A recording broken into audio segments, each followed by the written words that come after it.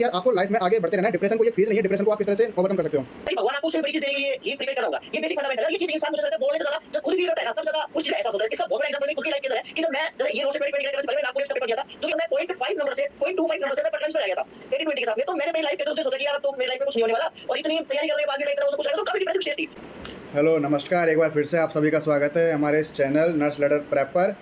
आज की जो शख्सियत जिनसे मैं आपको रूबरू कराने वाला हूँ, शायद आप चेहरा देख रहे हो और लाखों लोग इस चेहरे से परिचित हैं और इस चेहरे को जानते हैं और इस चेहरे के पीछे की मेहनत को जानते हैं। अब जो मेहनत को जानते हैं वो इस चेहरे के पीछे जो लगा हुआ है उसको बखूबी जानते होंगे। और मैं चाहता हूं कि जिस भी इंसान ने इस चीज़ को देखा है, इस चेहरे को देखा है और जिसने पॉजिटिवली इस नर्सिंग फील्ड को सराहा है, वो इस पंकज नाम के चेहरे को ज़रूर सराह रहा होगा। वैसे तो इंट्रोडक्शन के मोहताज नहीं है ये, इनका चेहरा खुद एक इंट्रोडक्शन है, लेकिन फिर भी मैं इनके मुँह से इनके नाम सुनना चाहूँगा और इनका थोड़ा सा इंट्रोडक्शन चाहूँगा। कहाँ से इन्होंने कॉलेज की, क्या इनका जर्नी रही, किस तरह से इन्होंने खुद को एलाबरेट किया, तो थोड़ा सा मैं सबसे पहले इस बारे में आपसे जानना चाहूँगा sir. Thank you so much जय भाई, आपने मुझे पहली बात तो आपके चैनल पे इनवाइट किया, so thank you so much.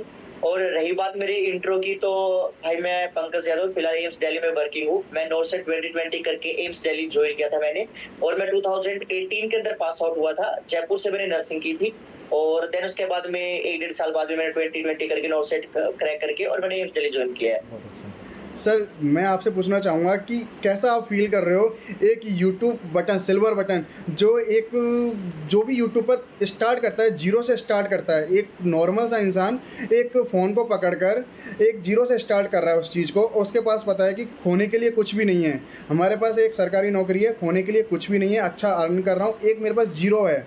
उसके साथ आपने अपने इतने बड़े ड्रीम्स को लेके चले, उसके बाद आपने कैसा अब आप फील कर रहे हो कि आपके पीछे जब भी आप कमरे में घुसते हो, अपने घर में घुसते हो, घर से निकलते हो, इस चेहरे को देखते हो, क्योंकि मैं ये मानता हूँ कि ये आपका आईना है जो आपके चेहरे के पीछे लगा हुआ है। ये आपका आईना, जब आप इसको देखते हो, इसको निहारते हो, इससे मोहब्बत करते हो, तो आप कैसा फील करते हो? जय भाई, जैसे कि आपने इतना बताया, बिल्कुल वही लेवल की मेरी मोहब्बत थी, फर्स्ट डे थी। पहली बात तो मेरा तो जब यूट्यूब स्टार्ट किया तो मेरा सिलेक्शन नहीं हुआ था, तो मैंने मेरा इंडिविजुअली पढ़ाने के लिए चैनल स्टार्ट किया था। जब मैं पढ़ाता था कि मैं सोचा कि मेरी वजह से अगर किसी का हेल्प हो जाए और साथ के साथ में मेरा खुद का रिवीजन हो जाए। तो जब ये सब चीजें की थी तो मुझे तो यूट्यूब का वाइब ही नहीं पता था। ये जो सिल्वर प्ले बटन है, इसका बहुत बड़ा योगदान मेरे भाई का है, जो अभी मैं आपको, मेरे पीछे ये कैमरामैन जो मेरा फिलहाल है, उसी की वजह से। और मेरे हम दोनों ने स्टार्ट किया था, हम दोनों ने एक सपना देखा था शुरू में फर्स्ट डे से ही कि हमें एक दिन ये चीज लेकर आनी है। हमें मतलब नहीं है लोग जाने नहीं जाने, बाहर क्या होगा, मिलियन सब्सक्राइबर हमें नहीं, हमें तो बस ये था कि एक सिल्वर प्ले बटन होना चाहिए हमारे पास में। मेहनत करेंगे, एक लॉन्ग टर्म जर्नी है, और साथ के साथ में ईमानदारी से जो हमने एक्सपीरियंस किया है, लाइक इवन मैंने जो एक्सपीरियंस किया वो सबके साथ में शेयर करता रहूंगा मैं। और फिर उसके बाद मेरा नॉर्सेट 2020 के अंदर सिलेक्शन हो गया। तब देन उसके बाद में फिर जर्नी उसी हिसाब से स्टार्ट होने लग गई। मैंने जो एक्सपीरियंसेस शेयर किए, लोगों को पसंद आने लग गए, लोगों ने उस चीज को सराहा कि भाई ठीक है, ऐसे ऐसे करके कि जो जो जो मैंने मेरी चीजों ने, मेरी जिंदगी ने मुझे सिखाया, मेरे एक्सपीरियंस ने मुझे जो सिखाया, वो सारी दुनिया के साथ शेयर किया, लोगों को पसंद आया। और at the end of the day finally आपके सामने है कि सिल्वर प्ले बटन। देखो, ये चीजें स्टार्टिंग में बहुत अच्छी लगती है कि सिल्वर प्ले बटन है, ये सब है, बट मुझे ऐसा लगता है कि ये सब चीजें आती है तो जिम्मेदारी भी आती है। कि ऐसा नहीं है कि आज ये चीज आ गई तो आपको मतलब कि ऐसा है कि भाई अब तो सब कुछ मिल गया। लाइफ तो एक लॉन्ग टर्म प्रोसेस होती है, जस्ट ये तो एक अचीवमेंट होती है, एक अवार्ड होता है कि भाई हाँ आपने ये यहाँ तक बेंचमार्क सेट किया है। लाइफ तो इसको, ये जो जर्नी है, ये और भी लंबे समय तक जाएगी, आगे भी जाएगी। बट मतलब ये सारा योगदान मेरा अकेले का भी नहीं है, मेरे भाई का भी बहुत बड़ा योगदान है इसके अंदर। तो बस यही है। तो मैं आपसे एक सवाल करना चाहूँगा, जो आजकल के जो यूट्यूबर्स हैं, मैं स्टूडेंट्स को थोड़ा सा छोड़कर, क्योंकि स्टूडेंट्स के बारे में हमें बातें करने के लिए बहुत सारा कुछ है और हम उनके बारे में आएंगे, लेकिन एक जो यूट्यूबर्स के लिए बात करना चाहूँगा, जो इतने सारे यूट्यूबर्स हैं वो सभी ये सोचते हैं, और सबका एक कहीं ना कहीं एक थिंक हो जाता है, या फिर जो भी इतने सारी संस्थान है, किसी कोई भी हो, सबके अंदर एक ये कॉन्स्टेंट फेज हो जाता है नर्सिंग फील्ड का। तो आप इस वर्ड को किस तरह से लेते हो और खुद के ऊपर किस तरह से अप्लाई करते हो कि क्या वाकई में नर्सिंग फील्ड का एक कांस्टेंट फेज है? जैसे कि आप खुद के साथ एक लाख बच्चों को लेके चल रहे हो, 1 लाख स्टूडेंट्स को लेके चल रहे हो, तो क्या आप समझते हो कि ये कांस्टेंट फेज है, या फिर इसका कहीं कोई अंत नहीं है? जितना आप आगे प्रोग्रेस करोगे, जितना आप इसको आगे बढ़ाओगे, ये silver play button, gold play button, platinum play button में चेंज हो सकता है? देखो जय भाई, बात ऐसी है कि जैसे ये जो सिल्वर प्ले बटन है, बात इस प्ले बटन की नहीं है। जैसे इसके साथ में जो नर्सिंग की कम्युनिटी मेरे साथ में जुड़ी है, मुझे इससे मतलब है। मतलब जैसे कोई भी चीज़ अपन को सपोज़ मिल भी जाती है, तो वो अपन उस चीज़ का क्या ही कर लेंगे। मतलब मेन बात तो ये है कि जो मेरे को सपोर्ट मिला है, जो लोगों ने मेरे को प्यार दिया है, तो वो चीज़ लॉन्ग टर्म तक कैसे मेंटेन की जाए, पहली बात। दूसरी बात, देखो हर चीज़ में ट्रेंड होता है। मतलब मैं ये नहीं कह रहा कि कांस्टेंट आप किसी चीज़ को कंटिन्यू रख नहीं सकते। आपको जैसे नर्सिंग के अंदर पहले कुछ और था, जैसे सपोज़ नॉर्सेट का पेपर लगा लो आप। पहले अलग लेवल के पेपर आते थे, 2020 में अलग लेवल आते थे। अब कॉम्पिटिशन प्री पे हो गया, मेंस पे हो गया, तो ये चीज़ें मतलब बढ़ती रहेंगी। कॉम्पिटिशन भी बढ़ता रहेगा, साथ के साथ में अपनी जो तैयारी है वो भी बढ़ती रहेगी, और साथ के साथ में कैसे हम उस डाटा को किस तरीके से डिलीवर कर पाए, और कैसे हम नर्सिंग की कम्युनिटी को एटलीस्ट उस लेवल पे ले जाए कि जो आज की स्टेज है, नर्सिंग की थॉट प्रोसेस है लोगों के, वो थोड़ा माइंडसेट को चेंज कर पाए, और एक डिग्निटी वाली जो लाइफ होती है हर इंसान जो जीता है वो जी पाए। मेरा तो मेन गोल बस यही रहता है। और साथ के साथ में जब लोगों का प्यार मिलना स्टार्ट हो जाता है, तो ऑटोमेटिकली मोटिवेशन भी आने लग जाता है कि भाई आपको कैसी चीजों को डील करना है। और कुछ चीजें खुद सीखता है इंसान, कुछ चीजें ऑडियंस सिखाती है आपको कि भाई अगर जैसे आप सपोज कोई भी चीज कर रहे हो, तो उस चीज के अंदर आप क्या गलतियां भी कर रहे हो, या फिर किस चीजों को आप और अच्छे से कर सकते हैं, ये साथ में आपकी जो ऑडियंस है वो भी सिखाती जाती है। तो ये चीजें एक लॉन्ग टर्म प्रोसेस है, और मतलब अपने आप ही चलनी स्टार्ट हो जाएगी। अगर एक बार इंसान करना स्टार्ट कर देता है, तो रास्ते अपने आप ही निकलने लग जाते हैं। तो कांस्टेंट तो नहीं कह सकते, ये तो मतलब ग्राफ ऊपर की तरफ ही जाता रहेगा, ये चीज तो है। मैं सर आपसे एक सवाल, ये भी बहुत ज़्यादा मन में, स्टूडेंट्स के मन में भी रहता है, हमारे मन में भी होता है, जब हम प्रिपरेशन फेज़ में होते हैं तो भी हमारे मन में होता है कि ठीक है, जब हम बीएससी नर्सिंग फर्स्ट ईयर में हमने एडमिशन लिया, हम पहुँचे फर्स्ट ईयर में, तो आजकल की जनरेशन में क्या हो रहा है कि जितने भी फर्स्ट ईयर में आ रहे हैं तो वो नीट के थ्रू आ रहे हैं सर।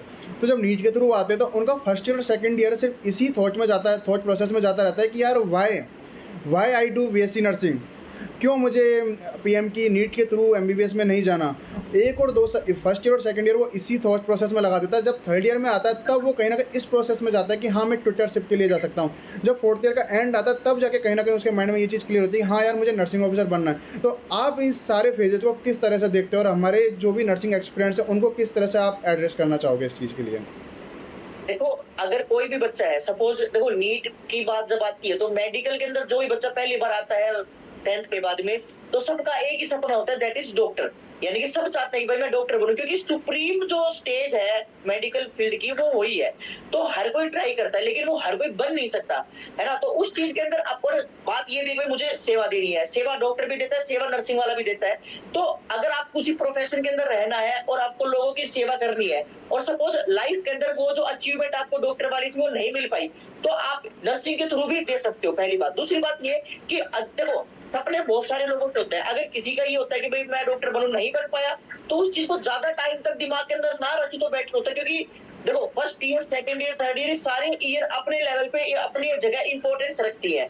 आप किसी भी स्टेज को आप ऐसे ट्रॉमा के अंदर या फिर इतना टेंशन भरी स्ट्रेस लेके कर सकते हो, क्योंकि जो चीज आपकी लाइफ के अंदर हो गई, तो उस चीज को एक्सेप्ट करके और अब उस चीज के अंदर हम कितना बेस्ट कर सकते हैं, शायद उस चीज को ऊपर ज्यादा फोकस करें तो बेटर रहेगा। दूसरी बात ये कि जैसे बहुत सारे बच्चे एमबीबीएस नहीं कर पाते हैं, तो वो नीट के अंदर, ये नीट के थ्रू अगर बीएससी नर्सिंग भी करते हैं, तो आज अगर आप सेंट्रल गवर्नमेंट इंस्टीट्यूट ज्वाइन करते हो as a BSc nursing crack कर, मतलब कंप्लीट करके और नॉर्सरी क्रैक करके, तो आप देखोगे कि आजकल नर्सिंग ऑफिसर की लाइफ भी बहुत नेक्स्ट लेवल हो रखी है, बहुत अच्छी लाइफ वो जी रहे हैं लाइफ के अंदर। तो चीजें तो जो आपको लाइफ से चाहिए वो वैसे भी मिल रही है, अच्छी खासी सैलरी आपकी, साथ के साथ में आपका लाइफ स्टाइल भी ठीक है, अगर आपको ब्रांड वैल्यू मिल रही है साथ में, और लाइफ के अंदर सेवा का भी आपको मौका मिल रहा है, और साथ में टाइम भी मिल रहा है। देखो लाइफ तो डॉक्टर की अच्छी नहीं है, मैं तो देखता हूँ यहाँ पे जहाँ पे हम बिल्कुल जॉब सर, करते हैं कि बिल्कुल, 36-36 घंटे की शिफ्ट पूरी करते हैं, बिल्कुल सर, और जब तक आप पूरा एक बार सुपर स्पेशलिस्ट बनते हो, जब तक 30-32 साल के वैसे हो जाते हैं। बिल्कुल सर। और 32 साल पे पहुंचते पहुंचते दूसरों को दवाई देते देते अगर खुद की दवाई शुरू हो जाए, तो इससे बेटर है कि भाई बीएससी नर्सिंग बेस्ट है और बिल्कुल। नॉर्सेट ही बेस्ट है। ये मैंने फील किया, एक्सपीरियंस किया है। और बाल ही ना बचे, और फिर सिर्फ पैसे के लिए ही जिंदगी है, तो मुझे लगता है जवानी खत्म होगी तो फिर मतलब तो सब पैसे, हर स्टेज के ऊपर हर चीज की इंपॉर्टेंस है ना। मतलब सिर्फ आप पर्सनल लाइफ को इग्नोर नहीं मार सकते। तो मुझे ऐसा लगता है अगर डॉक्टर बन जाए दी बेस्ट है, अगर नहीं बन पाए तो बीएससी नर्सिंग कंप्लीट करके नॉर्सेट भी क्रैक किया जा सकता है। सर आपने बहुत अच्छा ये लाइन इतनी प्यारी बोली कि है ना, जो आपने एमबीबीएस को डिफाइन किया और उसके बाद जो आपने बीएससी नर्सिंग को डिफाइन किया और जो बीएससी नर्सिंग का एक ऑरा आपने सेट किया, आई थिंक जो भी इस इंटरव्यू को या फिर जो भी इस पॉडकास्ट को देख रहा होगा, उस स्टूडेंट, हर एक स्टूडेंट्स के मन में ये सवाल ज़रूर आएगा कि हाँ, ये शायद मेरे लिए बहुत अच्छा एक मोटिवेशनल वर्ड हो सकता है। आगे मैं आपसे एक और सवाल ज़रूर करना चाहूँगा कि जैसे कि कई बार स्टूडेंट्स बहुत ज़्यादा नेगेटिविटी का शिकार हो जाते हैं, बहुत ज़्यादा, हद से ज़्यादा नेगेटिविटी, कहते हैं ना कि डिप्रेशन वाली फेज़ में चले जाते हैं। एक्चुअली जो डेटाज अगर अपन देखते हैं, कोटा में भी आजकल जो लोग पढ़ने के लिए जा रहे हैं 18-19 एज में बहुत सारी गलत स्टेप्स ले रहे हैं, तो आप सर उनको किस तरह से एड्रेस करना चाहोगे कि life is not stop on a particular stage, कि लाइफ कभी भी एक स्टेज पर नहीं रुक रही है, तो आप उनको किस तरह से स्टेज करोगे कि यार आपको लाइफ में आगे बढ़ते रहना है, डिप्रेशन कोई एक फेज नहीं है, डिप्रेशन को आप किस तरह से ओवरकम कर सकते हो? देखो देखो जय भाई, बात ऐसी है कि मतलब लाइफ किसी भी स्टेज पे हो ना, लाइफ बहुत बड़ी है। देखो मैं सिंपल सी बात बोलता हूँ, और मैंने ये जो फील किया है मेरे 5-7 साल 10 साल के अंदर, जो मैंने फील किया जिंदगी में, कि जिंदगी में जो आप एक्सपेक्ट करते हो और वो चीज आपको नहीं मिलती है, तो शायद मुझे ऐसा लगता है कि भगवान आपको उससे भी बड़ी चीज देने के लिए ही प्रिपेयर कर रहा होगा। ये बेसिक फंडामेंटल है, और ये चीज इंसान, मुझे ऐसा लगता है, बोलने से ज्यादा जब खुद फील करता है ना, तब ज्यादा उस चीज का एहसास होता है। इसका बहुत बड़ा एग्जांपल मेरी खुद की लाइफ के अंदर है कि जब मैं, जैसे ये नोट से 2020 क्रैक करने से पहले मैंने नागपुर एम्स का पेपर दिया था, जो कि 80-20 पहले पटना एम्स और फिर नागपुर एम्स में लगा था, फिर जाके नोट से 2020 के अंदर लगा था। तो मैं पटना एम्स और नागपुर दोनों एम्स का पेपर दिया था, और मैं 0.25 नंबर से मैं पटना एम्स में रह गया था 80-20 के साथ में। तो मैंने मेरी लाइफ के अंदर उस दिन सोचा कि यार अब तो मेरी लाइफ में कुछ नहीं होने वाला, और इतनी तैयारी करने के बाद भी मैं इतना वो सब कुछ रहेगा, तो काफी डिप्रेसिव स्टेज थी। लेकिन सपोज अगर मेरा उस दिन सिलेक्शन हो जाता तो मैं कहाँ पटना एम्स में रहता, मेरे घर के पास, यहाँ पे मैं वैसे रेवाड़ी से बिलोंग करता हूँ, तो मेरे पास नियर बाई एम्स दिल्ली पड़ता है, तो मेरे को ये नहीं मिलता। और जो आज मैं मेरी लाइफ में जिस स्टेज के ऊपर हूँ, वो मैं कभी नहीं पहुंच पाता। तो जिंदगी में जो बच्चा नीट के तैयारी कर रहा है, कोटा के अंदर जा रहा है, देखो 2 फैक्टर है इसके अंदर मोस्ट इंपोर्टेंटली। एक तो ये कि कोटा का एनवायरनमेंट ही उन्होंने इस तरीके से क्रिएट किया हुआ है कि सिलेक्शन हो गया तो लाइफ बहुत ब्यूटीफुल है, अगर सिलेक्शन नहीं हुआ तो एकदम खत्म है। कुछ एनवायरनमेंट का भी फैक्टर है वहां पे, जो लोग उस स्टेज तक पहुंच जाते हैं, क्योंकि इतना कॉम्पिटिटिव वाला माहौल है वहां पे, लोग, बच्चे इतने ज्यादा ऑब्सेस्ड हो रखे हैं कि अगर हो गया तो ठीक है, नहीं हुआ तो फिर पता नहीं क्या हो जाएगा। तो उस चीज को ज्यादा दिमाग के अंदर ना रखते हुए अपने लेवल पे बेस्ट करे, नॉट ओनली सिर्फ नीट के अंदर, नर्सिंग के अंदर भी, कोई भी फील्ड में, कि एक बार आप अपने दी बेस्ट करके देखिए, 200% देके देखिए। अगर हो जाता है तो दी बेस्ट है, नहीं होता है तो फिर भाई लाइफ बहुत बड़ी है, क्या पता कुछ दिन बाद में भगवान आपको उस स्टेज पे पहुंचा दे और आपको फायदा मिलेगी, यार बढ़िया मेरा वहां पे हो जाता तो पता नहीं मैं कहाँ होता। तो शायद मुझे ऐसा लगता है कि जिंदगी को थोड़ा सा ना टाइम देना चाहिए, पेशेंस देना चाहिए, पेशेंस रखना भी चाहिए। अगर आप टाइम हर चीज का सोल्यूशन है, मुझे ऐसा लगता है किसी भी चीज का टाइम दोगे तो शायद, मुझे ऐसा लगता है कि जहाँ रास्ता नहीं दिख रहा वहां भी दिखने स्टार्ट हो जाता है। जी सर, आपने कई बार एक डाउटा फेज को भी अपने अपने चैनल पर या फिर अपने ऑडियंस के साथ कनेक्ट किया कि हमेशा डाउटा फेज को है ना एक पॉजिटिव वे में लीजिए, हमेशा आप डिनाइल फेज में नहीं रह सकते, और आपने उसी को बहुत अच्छे से एक्सप्लेन किया है सर। मैं सर एक क्वेश्चन बहुत ज़्यादा स्टूडेंट्स के मन में रहता है, हर दूसरे स्टूडेंट्स के मन में, और मोस्टली अपने जो भी एक्सपर्ट टॉक में हर एक दूसरे इंसान से यही सवाल करता हूँ, और मैं आपसे भी ये सवाल करूँगा कि सर स्टूडेंट्स जो होता है बहुत अच्छी प्रिपरेशन करके जाता है, बहुत अच्छी तैयारी करके जाता है, और कहते हैं कि प्रो लेवल की तैयारी जिसे अपन कह सकते हैं कि हाँ मैंने सब कुछ पढ़ लिया, कहीं से भी क्वेश्चन आएगा तो मेरा गलत नहीं, लेकिन जैसे ही एग्जाम हॉल के अंदर घुसता है, एग्जाम हॉल का जो एनवायरनमेंट दिखता है, डिप्रेशन, एंजाइटी, एक ब्रीदिंग पैटर्न बिल्कुल एबनॉर्मल, और ऐसा फील होता है कि यार मैं कहाँ आ गया, बिल्कुल ब्लैंक स्टेट ऑफ माइंड, बिल्कुल ब्लैंक हो जाता है, ब्लैंक माइंड हो जाता है। जैसे ही क्वेश्चंस उसके सामने आने लगते हैं तो वो सही क्वेश्चंस को भी है ना बहुत गलत तरीके से रीड करने लग जाता है। तो सर इस चीज़ से ओवरकम करने के लिए वो खुद को किस तरह से प्रिपेयर करे सर? देखो जय भाई, इसके अंदर ना 2 सिचुएशन है। पहली सिचुएशन तो ये है कि आप फर्स्ट टाइम पेपर देने जा रहे हो जस्ट पास आउट होने के बाद में, तो शायद ये जो आप बात बोल रहे हो ये काफी डोमिनेंट रहती है, और आपकी तैयारी नहीं है तो भी खासकर, क्योंकि आपने तैयारी कम की है और एक्सपेक्टेशंस ज्यादा रख ली है, तो फिर वो चीजें क्वेश्चन गलत होने लग जाएंगे। आपके सामने क्वेश्चन आ रहे हैं और आपको पता भी नहीं चल रहा है, और 3-4 क्वेश्चन लगातार ऐसे आ गए, तो फिर वो ऐसे सोचता है भाई पेपर खराब, तो डिप्रेशन और ज्यादा डोमिनेट हो जाता है। अगर आप अच्छे से तैयारी करके जाते हो, और आपको अगर सब कुछ तैयारी करने के बाद में जब आप पेपर के अंदर बैठते हो, तो एटलीस्ट 2-4 आज भी मैंने स्पेशली ये वीडियो डाली स्पेसिफिक इसी चीज को लेके कि लास्ट एग्जाम के 2-3 दिन पहले तक आप अपने दिमाग को शांत रखें, आपके मूड स्विंग्स को शांत रखें। अगर आपको ऐसा लग रहा है सब कुछ तैयारी करने के बाद में कि मुझे कुछ याद नहीं है, तो आप जब एग्जाम के अंदर बैठोगे और आपने अच्छे से तैयारी करी, तो जब सामने क्वेश्चन आएंगे, 1-2 क्वेश्चन, 2-3 क्वेश्चन जो आपने पहले पढ़े हैं, जब वही क्वेश्चन सामने आ जाते हैं, तो कॉन्फिडेंस भी बूस्ट होता है आपका। तो आप हर लोग क्या सोच रहे हैं, किसके साथ कंपैरिजन ना करते हुए, एग्जाम कैसा आ रहा है उसके ऊपर फोकस ना करते हुए, आपका जो तैयारी है उसके ऊपर फोकस करें और आपके जो प्लान ऑफ एक्शन है उसको इंप्लीमेंट करने की कोशिश करें। आपकी मेंटल हेल्थ और फिजिकल हेल्थ को फोकस करें लास्ट 2-4 दिन के अंदर खासकर। तो मुझे लगता है कि जो आपका गोल है वो डैम श्योर अचीव होगा। तो मेंटल हेल्थ को ठीक करना बहुत इंपॉर्टेंट होता है इस दौरान के बीच में बस। सर ये ज़रूर जानना चाहूँगा आपसे कि है ना, कई बार हम जैसे स्टूडेंट्स से कनेक्ट करते हैं, स्टूडेंट से बातें करते हैं ना, तो जब एग्ज़ाम दे के निकलते हैं तो उनका हर बार एक वर्ड होता है, यार सर सिली मिस्टेक हो गई, सर सिली मिस्टेक हो गई, वरना सर मैं टॉप करता, सर सिली मिस्टेक हो गई वरना मैं अपना एग्ज़ाम क्लियर करता। तो सर आपकी जो ये वर्ड है silly mistake, what is the meaning of silly mistake? Sir आप किस तरह से इसको डिफाइन करोगे सिली मिस्टेक्स को हमारे नर्सिंग एक्सपीरियंस के लिए? सिली मिस्टेक्स का सिंपल सा मतलब ये होता है कि जो सिंपल से सिंपल क्वेश्चन है, जहां पे ऐसा लगता है आपको कि भाई हाँ ये तो मेरा कंफर्म सही होगा ही, तो वहां पे मुझे ऐसा लगता है कि जो जैसे सपोज कोई भी क्वेश्चन अपन सोल्व कर रहे हैं जो थोड़े से 3-4 लाइन का क्वेश्चन है, तो उसमें इंसान पूरा स्टूडेंट पूरा दिमाग लगा देता है कि इसके अंदर क्या प्रायोरिटी होंगे, पूरा कॉन्सेप्ट ढूंढ लेता है। जो सिंपल क्वेश्चन दिखता है उसको ऊपर का क्वेश्चन पढ़ते हैं, ऑप्शन के ऊपर फोकस ना करते हुए ज्यादा, अरे बोलो इसका तो यही आंसर है, लो इसका ये ऐसे कर दिया, और बाद में ध्यान आता है कि बिल्कुल सिमिलर सा क्वेश्चन एक और है जो पूछा उसमें वो था और आपने जवाब को छोड़ दे दिया। तो शायद मुझे ऐसा लगता है कि जो सबसे आसान क्वेश्चन हो उसको भी उतनी प्रायोरिटी दे, जो 3-4 लाइन्स के क्वेश्चन है उससे आपकी सिली मिस्टेक्स होने के चांसेस कम हो जाएंगे। और दूसरा सबसे इंपॉर्टेंट कि जब आपको पता है कि मैं 3-4 घंटे के अंदर पेपर में बैठ चुका हूँ, 3 घंटे के अंदर सपोज, या 2 घंटे, जितना भी पेपर का टाइम ड्यूरेशन होता है, तो उस टाइम पे आप कोशिश करें कि बाहर की दुनियादारी से एकदम कट ऑफ होके मेंटली एकदम और फिजिकली भी जो आसपास में लोग क्या कर रहे हैं क्या नहीं कर रहे, फुल कंसंट्रेशन के साथ में पेपर दोगे। क्योंकि देखो अगर आप अच्छे से तैयारी करके आए हो तो आपका मेन गोल ये कि मुझे इस 3 घंटे के अंदर मेरे जो सामने क्वेश्चन पेपर है इससे मेरे को बेस्ट आउट ऑफ बेस्ट देके जाना है, तभी मुझे मेरा गोल अचीव होगा। तो सिली मिस्टेक्स तो तभी होंगी जब वो फुल नहीं होंगी, तब जब फुल कंसंट्रेशन के साथ में पेपर दोगे, और खासकर आसान क्वेश्चंस को और सिंपल क्वेश्चंस को, तो ओके सर, आपको रिजल्ट मिलेगा। आपके इसी सारे वाक्या में मैं एक लाइन और ऐड ऑन करना चाहूँगा कि सर हर एग्ज़ाम के जो इम्पोर्टेंट्स और निर्देश होते हैं उसमें एक लाइन लिखी होती है, each question has equal marks.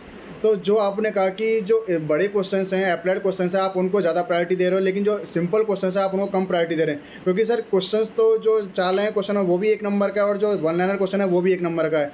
तो दोनों को अगर सेम प्रायोरिटी दे तो शायद सिली मिस्टेक से बच सकते हैं शायद। जी सर। बिल्कुल बिल्कुल ठीक बिल्कुल। है। सर एक बहुत ज़्यादा मन में क्यूरोसिटी होती है स्टूडेंट्स के बहुत ज़्यादा कि यार चलो ठीक है ना, आज अब हम नर्सिंग ऑफिसर बन गए। नर्सिंग ऑफिसर बनने के बाद के सफ़र में एक बहुत ज़्यादा क्वेश्चन आता है जो एक्चुअली जिनके अंदर पढ़ाने का कीड़ा हो सर उनके अंदर, कि यार नर्सिंग ऑफिसर तो बन गए, अब पढ़ाना है, अब पढ़ाना है, अब पढ़ाना है। तो सर जो उनके अंदर जो ये ट्यूटरशिप का कीड़ा चलता रहता है, सर आपके मन में कभी आया सर कि यार मुझे भी एज ए ट्यूटर या फिर as a teacher, as a lecturer students को मतलब संबोधित करना चाहिए, या फिर कोई सब्जेक्ट लेके स्टूडेंट्स को है ना उस सब्जेक्ट में बेहतर करना चाहिए? जय भाई देखो, मैं तो जैसे ज्वाइन करने से पहले मैं पढ़ाता ही था, यानी कि जब मेरा नोट सेट क्रैक हुआ था उसके बाद में 7 महीने बाद में ज्वाइनिंग मिली थी हमें। तो उस टाइम के दौरान पे 7 महीने तक मैंने यूट्यूब पे पढ़ाया ही था। तो जो मेरा ये जो पढ़ाने वाला जो है वो मैं पहले कंप्लीट कर चुका। फिर उसके बाद में ऐसा होता है कि जैसे देखो 2 चीज होती है, या तो आप उस लेवल के अंदर घुसो ही मत उन चीजों के अंदर की जहाँ पे आप अपना बेस्ट नहीं दे सकते। जैसे मैं फिलहाल मेरी लाइफ इतनी ज्यादा ओरिएंटेड है इन सब चीजों के अंदर कि मेरे को जो कंटेंट मैं क्रिएट करता हूँ उसके अंदर इतना ओरिएंटेड है कि मैं पढ़ाई वाला जो फैक्टर आता है ना वो ऐसा है कि मेरे को बहुत ज्यादा खुद पढ़ना पड़ेगा, तभी मैं दूसरों को डिलीवर कर पाऊंगा। पहली बात तो पढ़ाकर भी देख लिया, अब ये भी करके देख लिया। तो देखो मुझे ना मेरे टाइम से मेरी जो जॉब के अलावा मेरी पर्सनल लाइफ है उसके अंदर मुझे ज्यादा इंटरेस्ट था। देखो मैं टू बी वेरी ऑनेस्ट, तो मैं ज्यादा पढ़ाई के अंदर ना घुसते हुए और जो मैं मेरी इंजॉय करने वाली लाइफ है उसके ऊपर भी मैं साथ के साथ में फोकस करूं तो होगा। क्योंकि अगर मैं आज पढ़ाने भी लग जाता हूँ तो 6 घंटे पढ़ाने के बाद में 1-1.5 घंटा मैं खुद पढ़ूंगा, फिर मैं पढ़ाने जाऊंगा, मतलब लाइफ बिल्कुल ओरिएंटेड सी हो जाती है, फिर इतनी कंफ्यूज सी है। तो मुझे ऐसा लगता है कि ना वो पैसे भी कुछ लाए बचते कमाने के बाद में यूज करने टाइम ही नहीं है भाई तुम्हारे पास में। तो मुझे ऐसा लगता है कि जॉब के भी थोड़ा सा फायदा उठाना चाहिए, उस लाइफ का भी फायदा उठाना चाहिए। तो मैं पढ़ाई वाले चीजों के अंदर नहीं गया आज तक। सर जैसा कि आपने अभी बोला कि मैंने आज भी एक वीडियो डाली है जिसमें सबको मैंने गाइड किया है कि 2-3 दिन पहले काम रहें, बिल्कुल कूल रहें। तो सर मैं इसमें एक क्वेश्चन ऐड ऑन करना चाहूँगा और उन नर्सिंग एस्पिरेंट्स को आप थोड़ा एड्रेस करिए कि उस चीज़ों को क्या करें कि सर होता है ना कि आपने बहुत सारे स्टूडेंट्स को देखा होगा या फिर बहुत सारे नर्सिंग एस्पिरेंट्स को देखा होगा या फिर किसी भी कॉम्पिटिटिव एग्ज़ाम के एस्पिरेंट्स को देखा होगा कि उनके अंदर क्या होता है सर कि जैसे कि मान के चलो एग्ज़ाम है, अपना 9 बजे एग्ज़ाम स्टार्ट हो रहा है, तो 7 बजे तक भी वो सर कुछ ना कुछ लाइन्स पढ़ते रहेंगे, कुछ ना कुछ की पॉइंट्स पढ़ते रहेंगे। तो सर आप उस चीज़ को किस तरह से देखते हो और आप किस तरह से स्टूडेंट्स को एड्रेस करोगे कि यार कि करना है या नहीं करना है, किस तरह से आप उनको एड्रेस करना चाहोगे सर? देखो भाइयों, अगर जो नॉन सेट 9 की पेपर देने जा रहा है और जो नॉन सेट फ्यूचर में भी कोई भी देगा, और आप एग्जाम से 1 दिन पहले, 2 दिन पहले, 2 दिन पहले तो नहीं, 1 दिन पहले जब आपका पता है कि नेक्स्ट डे एग्जाम है, तो मुझे ऐसा लगता है कि इतना ज्यादा स्ट्रेस और कंटिन्यू ऐसे पागल होना कोई मैटर नहीं करता। लाइन में ये याद रखना कि देखो, जिसका सिलेक्शन होगा तो वो 1 दिन में तो कर नहीं पाएगा, कि जो आप लास्ट वाले दिन पढ़ लोगे तो आपका सिलेक्शन हो जाएगा, और जिसने तैयारी कर रखी होगी तो वो 1 दिन ना पढ़ोगे तो भी कोई नहीं रोक पाएगा आपका। तो बात सिंपल सी है कि इतना स्ट्रेस लेने से आपका जो आपने तैयारी की है उसमें कहीं प्लस माइनस जरूर हो सकता है। तो ज्यादा फोकस, इतना ऑब्सेशन होने की जरूरत नहीं है। जितनी आपसे तैयारी की जरूरत ना करिए, आप डैम श्योर उस चीज के अंदर जरूर रिजल्ट मिलेगा। तो एक दिन को अगर पागल ना होते हुए थोड़ा सा दिमाग को शांत रखे, थोड़ा बाहर घूमे, फ्री हो, आराम से, है ना, टाइम अपने ऊपर इन्वेस्ट करे, और जो आपने तैयारी की उसके ऊपर विश्वास करके रखे और एक पॉजिटिव माइंडसेट के साथ में जाए।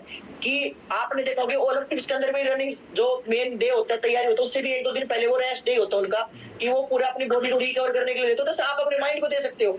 तो जिस दिन आपका रिजल्ट पेपर एग्जाम हो उस दिन आप अपना बेस्ट देख लेना, बस सर सिंपल सी बात है। जो आपने कोट लगा रखा है अपने जस्ट पीछे, वो इसी चीज़ को डिनोट करता है, you never try never know. तो जब तक कोशिश नहीं करोगे तब तक जानोगे नहीं। या और आपने इस चीज़ को बहुत अच्छे से एलोबरेट किया है। आखिरी सवाल सर, मैं ज़्यादा वक्त ना लेते हुए आपके कीमती वक्त को, आखिरी सवाल सिर्फ आपसे ही है, आपके क्वेश्चंस के, आपके जर्नी को लेके ही है कि सर आपने अपने इस यूट्यूब की जर्नी और जितने आपने एस्पिरेंट्स को बनाया है, आपके मोटिवेशन से लोग खुद को समझ पाएँ, खुद को एक पॉजिटिव वे में रख पाएँ। तो सर इस बीच आपके साथ बहुत ज़्यादा नेगेटिविटी भी क्रिएट हुई, तो सर आपने उस नेगेटिविटी को किस तरह से अपने ऊपर हावी ना होने दिया? ये सारे जो भी एस्पिरेंट्स हैं, जो भी यूट्यूबर्स हैं या जो भी एक्स वाई जेड अपनी लाइफ में कुछ अच्छा अचीव करना चाहते हैं, तो नेगेटिविटी हर किसी के साथ चलती है। तो सर आपके साथ भी डेफिनेटली कुछ ना कुछ नेगेटिविटीज़ ज़रूर आई होंगी, तो आपने उससे कैसे खुद को ओवरकम किया सर? ये आप प्लीज़ एस्पिरेंट्स को एड्रेस करिए। देखो, कोई भी इंसान हो, कोई भी फील्ड में हो, नॉट ओनली नर्सिंग, किसी भी फील्ड में हो, अगर आप कुछ अच्छा करना चाहोगे तो लोग, जैसे मैं जिस परसेप्शन के साथ में लोगों को कोई भी चीज बता रहा हूँ, मैं वीडियो शूट कर रहा हूँ, बता रहा हूँ, दिखा रहा हूँ, तो जरूरी नहीं है कि अगर 100 लोग देख रहे हैं तो 100 के 100 मेरे ही परसेप्शन के साथ में उसको वीडियो को देखेंगे। सबका अपना अपना परसेप्शन है, सब अपने अपने उसके अंदर देंगे। और सोशल मीडिया, पब्लिक प्लेटफॉर्म ऐसी चीज है जहाँ पे लोग कुछ भी बोल सकते हैं आपको। आप उसके ऊपर फोकस ना करते हुए आपके गोल के ऊपर फोकस करें। लोग अगर 100 लोग देखेंगे आपकी वीडियो को, तो आप फोकस उन पे करेंगे जो आपको एप्रिशिएट करें, ना कि आपको डिप्रेसिव करे। तो उन चीजों को ना नेगलेक्ट, मैं कह रहा हूँ हर इस दुनिया में कैसी भी प्रॉब्लम आ जाए, खासकर नेगेटिविटी की, नेगेटिव लोगों के, टॉक्सिक लोगों के, टॉक्सिक थॉट्स का एक ही सॉल्यूशन है, दैट इज इग्नोर। जितना इग्नोर करके चलोगे लाइफ उतनी आसान लगेगी, है ना। मतलब अगर आप सोशल मीडिया पर कुछ डाल रहे हो तो बहुत लोग आपको क्रिटिसाइज करेंगे, अरे भाई ये तो मजाक है, अरे भाई ये तो वो है, कोई ऑफेंड हो जाएगा, कोई बुरा मान जाएगा। भाई जिसको जो मानना है मान लीजिए। आपको पता है आप अच्छा काम कर रहे हो, आपके भगवान को पता है कि आप अच्छा काम कर रहे हो, तो शायद मुझे ऐसा लगता है एक लॉन्ग टर्म जर्नी के अंदर उसका आपको रिजल्ट भी मिलेगा। और बाकी नेगेटिविटी को, नेगेटिव लोगों को देखना और मार के चलो, बेस्ट सॉल्यूशन है। Sir thank you so much sir, आपने इतना कुछ हमारे स्टूडेंट्स को, हमारे जो एस्पिरेंट्स को, और मैं एस्पिरेंट इन नर्सिंग एस्पिरेंट्स के लिए नहीं, आपने सर ऐसी बातें कही है जो कोई भी कॉम्पिटिटिव एग्जाम्स के अंदर खुद को अपीयर करना चाह रहा होगा तो शायद इन चीज़ों को अपने अंदर उतारेगा। और बाकी सर आपसे जानना चाहूँगा सर, आपने जो अपना इतना कीमती वक्त हमें दिया और हमारे इस प्लेटफॉर्म पर आके आपने खुद को एक, हमें सौभाग्यवान बनाया कि आप खुद को हमारे इस प्लेटफॉर्म पर रख सके, तो आपको सर कैसा फील हुआ सर मुझसे रूबरू होकर, इस इंटरव्यू से रूबरू होकर सर? देखो, जो भी स्टूडेंट है, जो भी ये वीडियो आज देख रहा है या फ्यूचर में कभी भी देखेंगे, पहली बात तो मैं जय भाई के चैनल पे आज मैंने सारी इनकी वीडियोस देखी और बहुत अच्छा कंटेंट बना रहे हो भाई, आप कंटिन्यूअस बनाते हो, है ना। मतलब देखो क्या है कि ना, कंसिस्टेंसी मैटर करती है। मुझे लगता है जो मैंने भी लाइफ में 1% जो अचीव किया होगा वो भी कंसिस्टेंसी से किया है। सिलेक्शन जैसे आप भी, अगर आप सब मेरे से हो, चलो आपने भी पता है कि कंसिस्टेंसी कितनी इंपॉर्टेंट चीज होती है। किसी भी चीज में अगर आप तैयारी करते हो, कंटिन्यू करते हो, तो फेलियर आता है, फिर वापस से रुकना नहीं है, मुझे लगता है। तो जो आप कंटेंट क्रिएट कर रहे हो, आप लोगों से राय दे रहे हो, दुनिया को आप मोटिवेट कर रहे हो, दुनिया में एक अलग दुनिया दिखा रहे हो, है ना। तो ये चीज मुझे बहुत अच्छी लगी आपकी और बहुत मोटिवेशनल चीज है ये, और मैं तो बहुत ज्यादा अप्रिशिएट करता हूं। और जो भी वीडियो देखी, तो जो भी कंटेंट क्रिएट करने के लिए, और बेस्ट ऑफ लक वीडियो भाई। आपने भाई मुझे तो जनवरी में बता दिया तरफ से वीडियो स्टार्ट करने से पहले मैंने चैनल देखा है, बहुत अच्छा, बहुत नेक्स्ट लेवल कंटेंट आ रहे हैं। आप भी चैनल को जरूर सब्सक्राइब करके जाना। कोई कंटेंट मैं चाहता हूं कि लाइफ टाइम ही मिले लोगों को, जब तक आपके जो चल रहा है कि आप चाहते हो कि ये सारी जो भी आपकी ऑडियंस आती है, जो भी लोग आपसे सुनना चाहते हैं, जो लोग आपसे प्यार करते हैं, ये और ज्यादा बढ़े और सर को जरूर मोटिवेट करें। और मोटिवेट कैसे कर सकते हैं, चैनल को सब्सक्राइब करके और सबसे क्रिएटर हो, जब तक आप उसको मोटिवेट कर रहे हो एक बेस्ट तरीका होता है, सब्सक्राइब कीजिए, उनको सपोर्ट कीजिए, तो बस यही होता है। तो मैं तो बिल्कुल दिल से बहुत सारा दुआएं देता हूँ और साथ में बढ़ाई देता हूँ कि आपका जो कंटेंट है वो आगे भी क्रिएट करते हैं फ्यूचर में और ज़्यादा से ज़्यादा आगे बढ़े। Thank you so much sir, आपने अपना कीमती समय में दिया, बहुत बहुत शुक्रिया sir. Thank you sir, thank you so much.